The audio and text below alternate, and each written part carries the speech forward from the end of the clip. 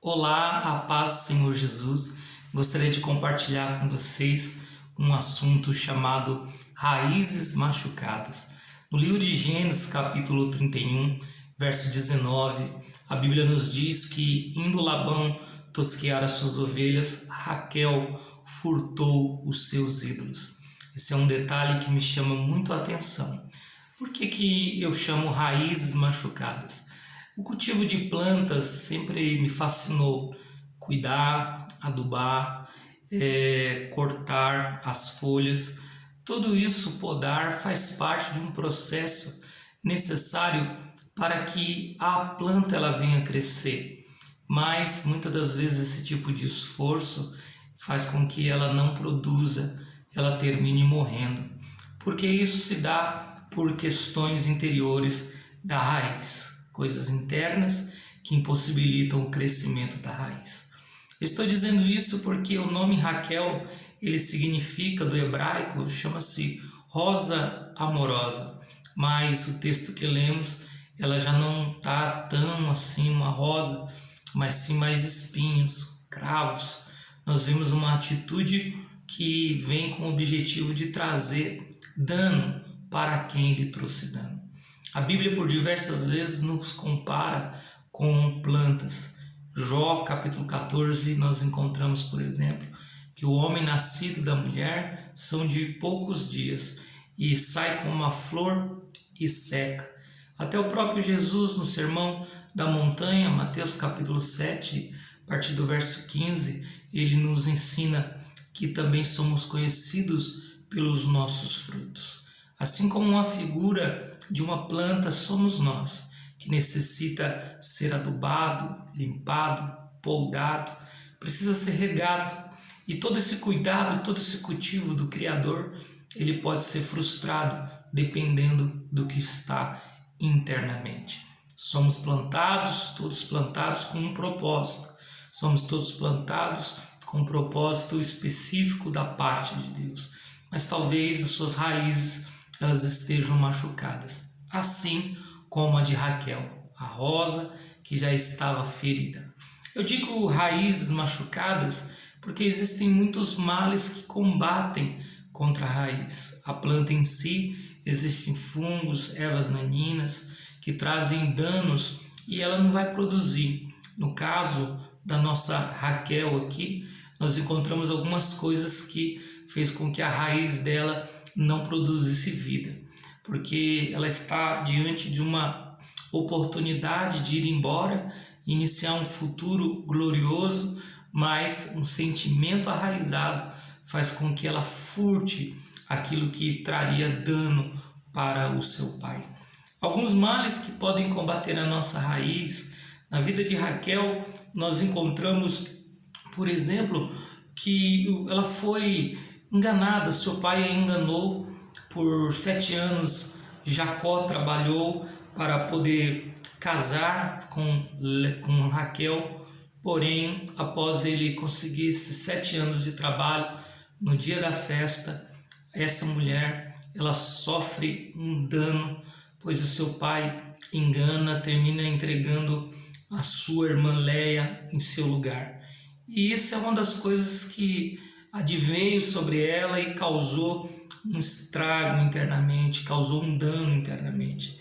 Além disso, após esses 7 anos, Jacó mais uma vez, mais 7 anos, ele trabalha por ela, agora já são 14, porém já estão casados, mas a Bíblia nos diz, Gênesis 29, que essa mulher agora ela também é estéril, ela não consegue gerar, somente Léia está gerando e ela não gera.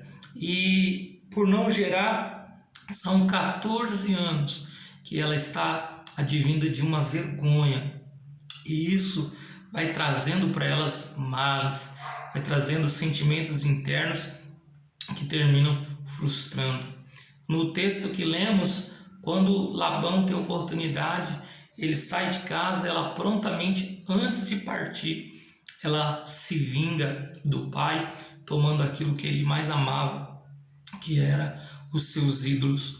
O que nós vemos ali, irmãos? Um sentimento de amargura, um sentimento de frustração, um sentimento de tristeza, oportunidade de prosseguir o caminho, mas está apegado ao passado. E isso são males que combatem a raiz, no caso de Raquel. Raquel está frustrada, Raquel está em profunda tristeza. Raquel não consegue se alegrar com algo que vem novo. Por quê? Porque as suas raízes, as suas marcas, suas feridas, elas lhe causaram danos irreversíveis. E talvez você seja exatamente como a Raquel. Talvez você esteja passando por raízes machucadas, ao ponto de que todo o cultivo de Deus na sua vida, todo o regamento que Deus tem feito, ele não tem produzido em você vida, porque você está ferido, ferida, você está machucado. Raquel estava assim. Raquel, ela não consegue prosseguir, que são 20 anos desde o dia que o pai a engana, 20 anos em que ela sofre porque não consegue esquecer as marcas que foram produzidas na sua vida. Mas eu quero compartilhar alguns remédios que você pode para trazer vida para a sua raiz. O primeiro remédio é o tempo. O tempo sempre foi um bom remédio. Deus faz tudo bom no seu tempo. No seu tempo, as coisas são geradas, no seu tempo, as coisas acontecem. O tempo não nos deixa dúvidas de que Deus tem planos. O Salmo 19 diz que um dia faz declaração ao outro dia. E esses dias eles declaram isso para nós, que não estamos à mercê do tempo. Deus está a trabalhar, Deus está a cultivar, Deus está a cuidar de você, a cuidar de mim. A Bíblia vai nos dizer que no livro de Juízes, capítulo 16, que Sansão, o grande juiz, está agora servindo de palhaço, está servindo de escárnio para as pessoas. Eles não conseguem ver aquele grande vitorioso, porque o passado dele tinha sido coberto pela situação que ele estava vivendo agora. Mas o texto diz para nós que eles não percebiam que o cabelo de Sansão estava crescendo. Cabelo que era símbolo da comunhão, que era símbolo do propósito, que era símbolo do plano. Ou seja, o tempo por muitos não foi percebido, mas em Sansão foi produzindo, o cabelo cresceu. E eu quero dizer que o tempo de Deus na sua vida, ele vai produzir de novo aquilo que você perdeu. A segunda coisa que precisa entender para trazer bem para a sua raiz é: libere as toxinas que fazem mal. Não guarde esse tipo de sentimento. Aprenda a perdoar. Quando nós não perdoamos, Mateus 18 vai dizer para nós que foi questionado a Jesus: quantas vezes eu devo perdoar o meu irmão? E ali nós vemos a orientação do Senhor: 70 vezes 7 se faz necessário. O perdão, ele é uma válvula de escape que faz com que as toxinas de tristeza, de amargura, de remorso venham combater a vida que há em nós.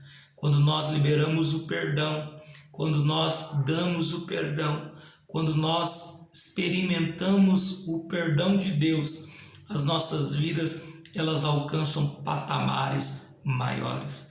A sua raiz pode estar machucada, mas libere o perdão. Capítulo 3 de Colossenses, versículo 13, diz para nós: suportando-vos uns aos outros e perdoando-vos uns aos outros, se alguém tiver contra outro, assim como Cristo vos perdoou, assim fazei vós também. Libere o perdão, libere o perdão para aquele que te machucou, porque aquela ferida, aquele instrumento, ele não entendia que tinha um propósito. José, quando ele encontra os seus irmãos e os seus irmãos lamentam por tudo que fez, José pranteia eles dizendo: não chores, porque o mal que vocês intentaram contra mim, Deus transformou em bênção, Deus transformou em bens, e isso precisa ser refletido sobre a sua vida neste dia. Todo mal, toda ferramenta, ela tem um propósito da parte de Deus para a sua vida. Deus transforma essas feridas e Ele faz sarar, porque Ele tem este poder. Um outro sentimento, a ira. Raquel está tão frustrada que ela tem que ferir aquele que a feriu. Ela tem que machucar aquele que a machucou. E ela leva os ídolos consigo. Ela leva tentando causar um dano maior ao Pai. Mas o Salmo 37:8 diz isso para nós: deixa a ira e abandona o furor. Não te precipites, não te indignes em fazer o mal. Deixa a ira, abandona o furor. Provérbios 19:11. O entendimento do homem retém a sua ira, a sua glória é passar sobre as transgressões. Se faz necessário você se desintoxicar nesse dia das toxinas que têm feito mal para a sua alma, para a sua vida. Se faça, aprenda a liberar o perdão, não retenha a ira. Aleluia! A palavra de Deus nos garante que Deus, Ele tem como sarar você. A palavra de Deus, ela é um instrumento para nós. João 14:7 diz que aos cheiros das águas pode voltar a brotar. Ao cheiro das águas, uma figura do Santo Espírito. O Espírito Santo, ele pode sarar as suas raízes, ele pode sarar a sua vida. A Bíblia nos diz, Jeremias 8, uma figura de um bálsamo de Gileade, da região de Gileade, onde é produzido vários bálsamos que são medicinais. Jeremias estava usando uma figura que Deus quis curar o seu povo, mas o seu povo não aceitou o bálsamo. Mas eu lhe convido a experimentar do bálsamo de Gileade neste dia, porque Deus tem para você refrigério para a sua alma. Aleluia! Não permita que essas coisas do passado impeçam o teu crescimento. Não permita que as frustrações que já passou impeçam você de produzir, porque as plantas, elas servem para embelezar, para trazer pureza ao ar. A sua vida, meu irmão, minha irmã, ela precisa ser assim, produzir alegria, primeiramente para consigo mesmo. A sua raiz pode estar machucada, a sua raiz pode estar seca, mas que você possa viver o que viveu lá o Arão, em Números 17:8. A Bíblia diz que Deus mandou Moisés colocar uma vara de cada um dos príncipes diante da presença de Deus. E a vara que florescesse era a que Deus tinha escolhido. Foram postas 12 varas secas, sequíssimas, sem vida, impossibilitado de gerar, mas diante de Deus, diante do propósito de Deus, diante do plano de Deus, diz a Bíblia que no outro dia, aleluia, a vara produziu, a vara floresceu, ela deu flores, ela brotou renovo e deram amêndoas. O que estava seco foi sarado, o que estava entristecido trouxe vida, porque foi colocado diante do Senhor. O Senhor quer sarar-te, o Senhor quer curar-te, o Senhor, Ele sara as tuas raízes neste dia. Permita Deus derramar sobre você um bálsamo de Gileade, que esta palavra encontre guarida no teu coração e que você possa florescer, meu irmão, minha irmã, e que você possa produzir, aleluia, e exalar o bom perfume do que Deus tem para a sua vida. Que Deus te abençoe no nome de Jesus. Amém.